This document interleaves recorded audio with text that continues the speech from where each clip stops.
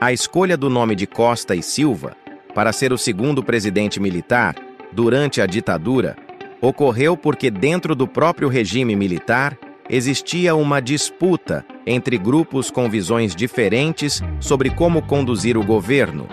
Desde o golpe, em 64, havia dois grupos principais dentro das Forças Armadas: os moderados ou castelistas, que defendiam um regime mais técnico e institucionalizado, com um período militar temporário e uma futura transição para a democracia.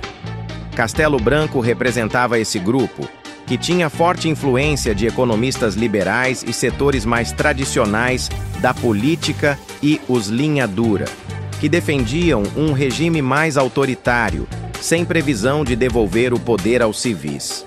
Esses eram mais nacionalistas e viam o combate à esquerda como prioridade absoluta e tinham grande apoio de oficiais militares de patentes intermediárias. Castelo Branco teria tentado dar um caráter legalista à ditadura, criando uma nova Constituição em 67 e estabelecendo uma política econômica mais estruturada. No entanto, ele não conseguiu conter o avanço do grupo linha dura, que queria uma repressão mais forte contra opositores e um controle maior sobre a política, e isso definiu a escolha de Costa e Silva como seu sucessor. O alto comando das Forças Armadas decidiu que o próximo presidente deveria representar a ala mais radical dos militares. O general Arthur da Costa e Silva era ministro da Guerra de Castelo Branco e tinha forte apoio dos linha dura. Não houve eleição direta.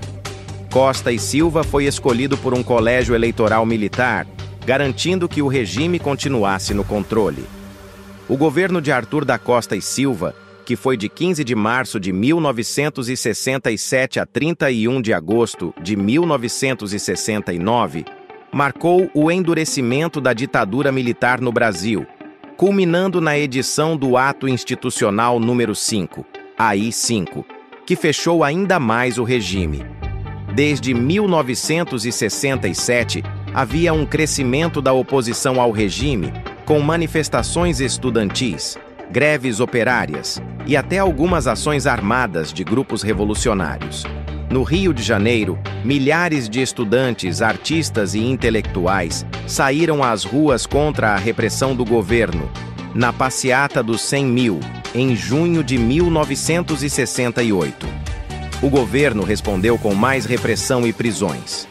Em outubro de 68, o deputado Márcio Moreira Alves fez um discurso pedindo que a população boicotasse o regime e se recusasse a saudar militares em desfiles cívicos.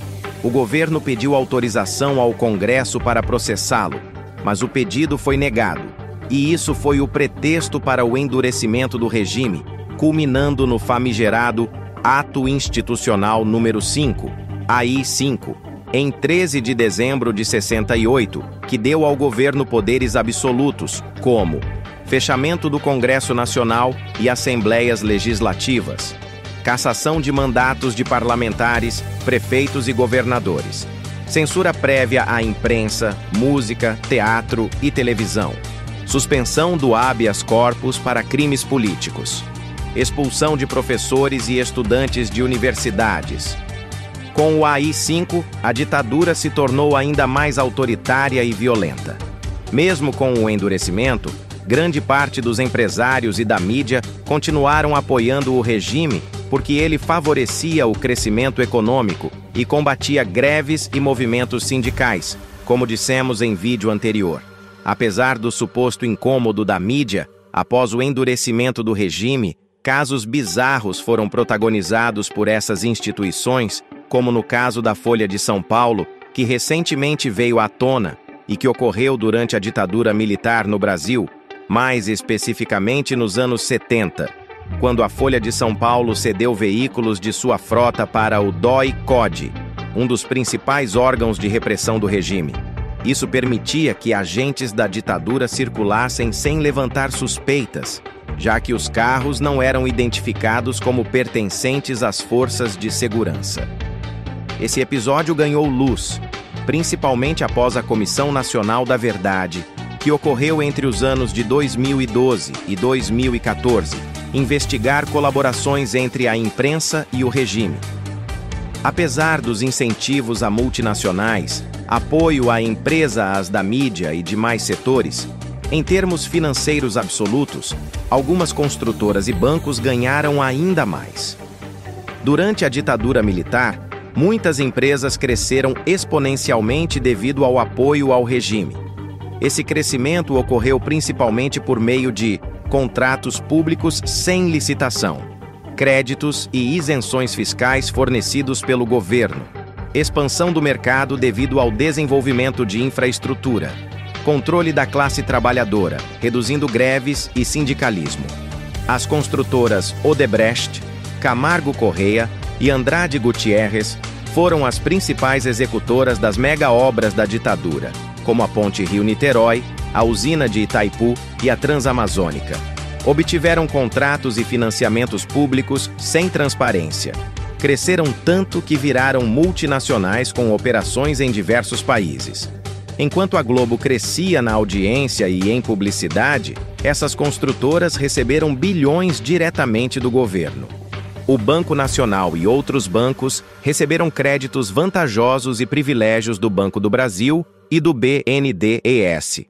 Foram favorecidos na fusão e aquisição de outras instituições e tinham informações privilegiadas sobre políticas econômicas, garantindo lucros constantes. Externamente, os Estados Unidos continuaram apoiando o regime, fornecendo treinamento militar e armamentos. As empresas estrangeiras continuaram investindo no Brasil, pois viam a ditadura como um ambiente econômico estável. Na Igreja Católica, o setor mais progressista da Igreja passou a denunciar as torturas. Em 31 de agosto de 1969, Costa e Silva sofreu um derrame cerebral, ficando incapacitado. Os militares impediram que o vice-presidente, Pedro Aleixo, assumisse, pois ele era contra o AI-5, e o país passou a ser governado por uma junta militar até a escolha de um novo presidente. Em outubro de 1969, o general Emílio Garrastazu Médici assumiu a presidência, dando início a um período com mais repressão. Vamos falar também sobre esse período e sobre acontecimentos de destaque na gestão de Médici. Mas esse assunto fica para o próximo vídeo.